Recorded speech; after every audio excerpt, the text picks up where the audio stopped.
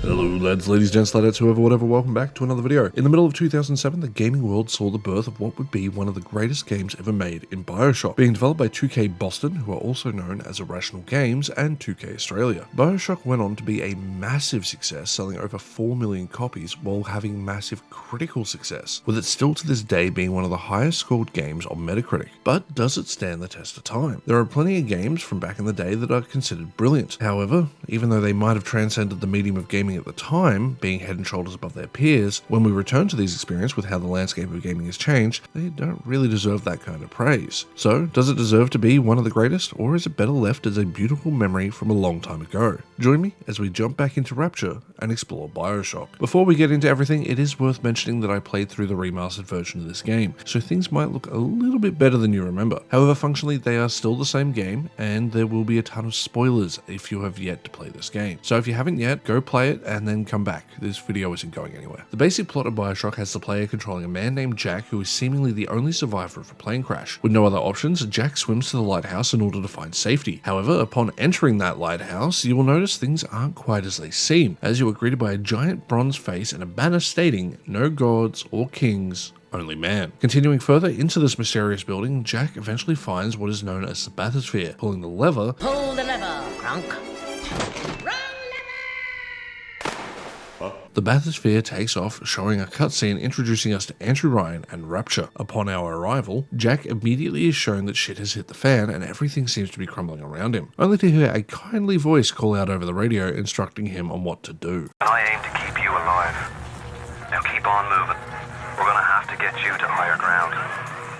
And holy shit, if Rapture isn't one of, if not the absolute coolest setting for a game, I don't know what would be better than this. The deco-punk aesthetic is immediately on display, and it's one of the few games that actually does it. Being inspired by a 1957 novel, Atlas Shrugged by Ayn Rand, whose name I probably butchered, so I do apologise, which depicts a dystopian United States on the verge of collapse. The book explored themes such as objectivism, sanction of the victim, property rights, individualism, and the roles of the government and business. All these themes can definitely be seen throughout the game, but I would highly recommend taking the time to read into these themes and explore them so you can have your own interpretation, as mine might be a little bit different to yours. Just take objectivism, being described by Ayn Rand as, and I quote, "the concept of a man as a heroic being with his own happiness as the moral purpose of his life, with a productive achievement as his noblest activity, and reason as his only absolute." You can see this philosophical idea on display with a lot of different characters throughout the game. However, none more than Andrew Ryan. Ryan is basically the embodiment of all of these main thematic and philosophical ideas that are mentioned. I'm sure there's probably some 2 to 4 hour long video out there exploring all of the characters and how these ideas apply to them. However, I'm not the best at this sort of analysis, so I'll leave it to those who are much better than I am, but I did want to mention it at least, because I think it is interesting. Bioshock is a horror FPS at its core. Not everyone would see it as a horror game since it's not trying to be outright scary, nor does it rely on jump scares in order to get a reaction out of you. However, to deny the horror of this game would be to deny the core of the game's storytelling. Just take the splices. They are deformed, they have a warped sense of reality due to their obsession with Adam, which is a magical concoction that allows everyone to seemingly have supernatural abilities. Rapture itself is a place of pure misery, a capitalistic hellscape overrun by man's greed, where all the inhabitants are left to the torture of living in an unescapable maze of buildings and tunnels. I wouldn't say it's a horror game first and foremost, but I have seen a lot of people dismiss Bioshock as a purely action game, and younger me would have agreed with that. However, as I've got older, I've noticed the more subtle details of what the storytellers are going for. As an example, younger me would have seen the literary classic Frankenstein as nothing more than a horror story, ignoring the fact that it is actually a sci-fi story as well. It can be more than one thing. Throughout the course of the game though, you're going to deal with more than just the splices that I've mentioned. You're going to be coming across what are known as little sisters, and for every little sister, you're going to meet just as many big daddies.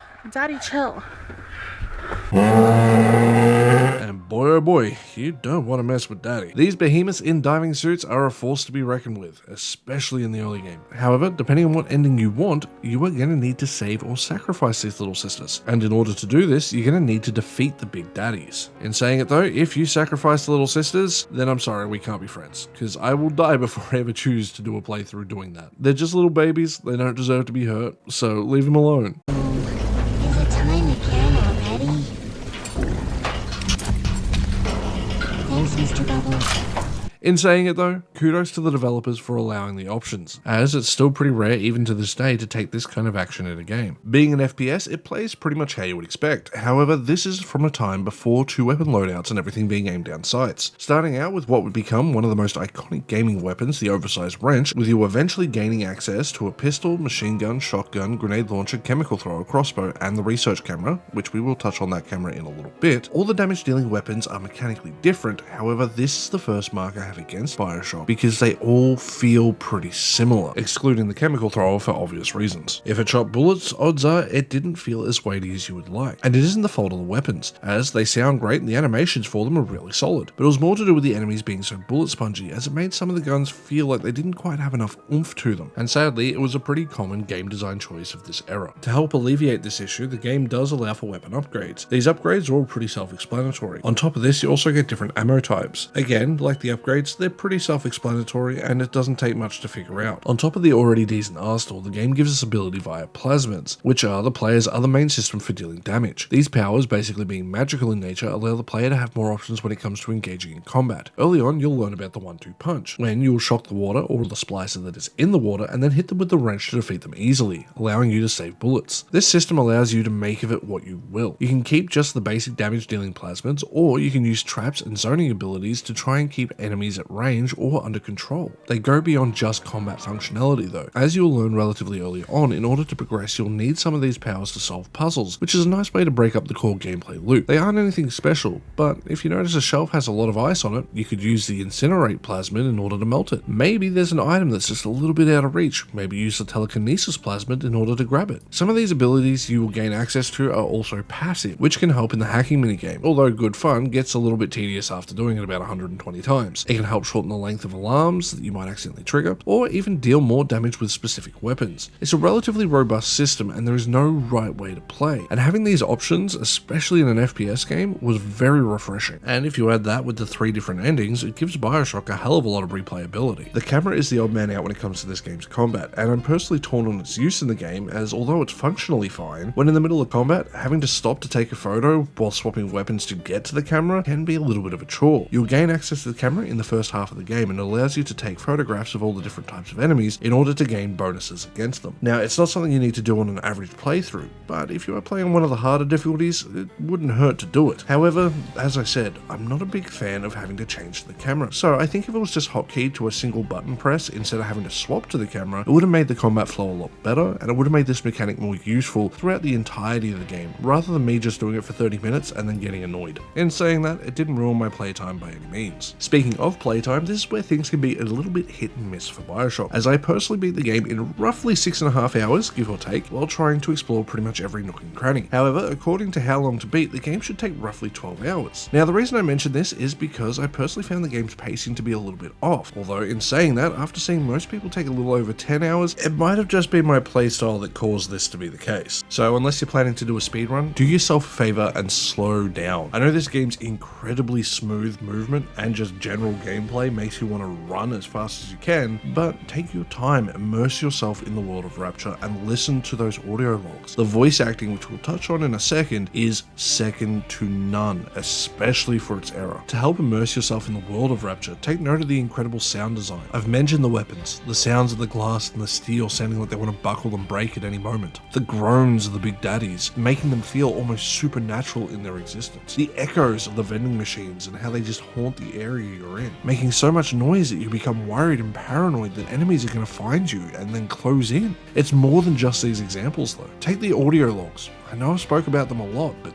they're really damn impressive. Listen to the clicks when they're activated or when they stop the recording. The static in the silence that you would expect to hear from old recording equipment. It makes everything feel as if it's actually happened. The voice cast, not consisting of your typical Hollywood actors we would see these days, but voice actors that you would consider to be some of the best of the best. They all put in some of the most believable performances I've ever heard in a video game. And without them, the lore, the storytelling, and everything in between just wouldn't hit the same. The audio logs aren't the only tool that Bioshock uses to drive home its lore, however, which is surprising given its pretty linear design. There are some moments of absolutely incredible environmental storytelling. You add those logs to what is shown to you organically through the level design itself, and you have something truly special. There are 2 stories in particular that really got to me. That being the family that wanted their daughter back, We saw our Masha today. We barely recognize her. That's her, Sam said. You're crazy, I told him. That thing? That is our Masha? But he was right. She was drawing blood out of a corpse by Fontaine Fisheries. And then when she was done, she walked off hand in hand with one of those awful golems. Masha! And the story of Jasmine Jolene. I thought you'd forgotten about poor Jasmine, but I'm so glad you didn't. I'm sorry, Mr. Ryan. I didn't know Fontaine had something to do with it. What are you doing? No, don't, please. I loved you, don't, please, no. That creepy Dr. Tenenbaum promised me it wasn't going to be a real pregnancy. They'd just take the egg out once Mr. Ryan and I had... Oh, I needed the money so bad. But I know Mr. Ryan's going to suss it out. Gonna know I wasn't being careful. Gonna know I sold the... Mr. Ryan's gonna be so mad at me. I'm not ashamed to say that both of these scenes left me absolutely devastated, to the point that I had to stop and take a breather. I'm only human, and I am man enough to say I cry. Hell, I still cry at the first Pokemon movie when Pikachu cries. I will always do it. But this is one of the few games, due to its incredible writing and its perfect vocal performances, that I felt my gut sink from underneath me. With the exception of the Darkness games, I can't think of any other game that has even come close to making me feel like I've been kicked in the guts as hard as what Bioshock 1 did. And all of this is without even getting into arguably the greatest twist in gaming, which is set up absolutely perfectly by Fontaine, making you believe that Andrew Ryan is the bad guy. And granted, to Fontaine's credit, Ryan doesn't exactly do the best job of helping himself. However, upon actually meeting you, Ryan realizes everything, with it all to be made abundantly clear to you. It's not to say there aren't hints throughout the game, but there's nothing that is so in your face that it's like, oh, this is what's going to happen, like with Alan Wake. Having Ryan walk towards you after delivering arguably one of the greatest speeches in gaming, essentially chanting, "A man chooses, a slave obeys," over and over until you kill him. You really start to learn the extent in which Fontaine has taken control of you, making you the victim, destined to slave away to another more powerful man's whims, to suffer until they decide you are useless, only for you to fight and take the power back, to break free of this torture and enact revenge on those who did you wrong. This goes back to a theme that I mentioned earlier, the sanction of the victim, which is described as, and I quote, "the willingness of the good to suffer at the hands of evil, to accept the role of the sacrificial victim for the sin of creating values," tying into one of the three endings. Now, I'm not going to actually spoil this ending, but if you played it, I'm sure you can figure out what I'm implying here. And if you did read into these like I asked you to, then you might actually come up with your own interpretation. Again, that's the beauty of the writing here. When firing on all cylinders, Bioshock is a practically flawless experience. From the extreme highs of the story to its gut-wrenching twists and turns, it is a game that for sure will want you craving more. It is a hard game to put down once you've started, and I personally cannot recommend it enough. So yeah, I would say it definitely still holds up, and it should be considered one of the greatest games ever made without a shadow of a doubt. I'm sure there are people who want it to be more action, more horror, or more sci-fi. Well, pretty much anything else for that matter. But as an overall package, I think they absolutely nailed what they were going for. The only problems I have are the camera and the hacking minigame getting a little bit boring after doing it a million times. But beyond that, I wouldn't change a damn thing. So with that, lads, ladies, gents, ladetts, whoever, whatever, it brings us to the end of another video. I hope you enjoyed this look back at Bioshock and a return to Rapture. I had a lot of fun making this video, although it was a lot of work, so I really appreciate you watching this. If you enjoyed the video, please consider hitting that like button. If you want to go that extra step, you can hit the subscribe button. If you want to go that extra mile, you can support me on Ko-fi from just $1 a month like these lovely people here. And with all that said, I'll see you guys in the next one. Stay safe out there. Bye. In the end, what separates a man from a slave? Money? Power? No. A man chooses. A slave obeys.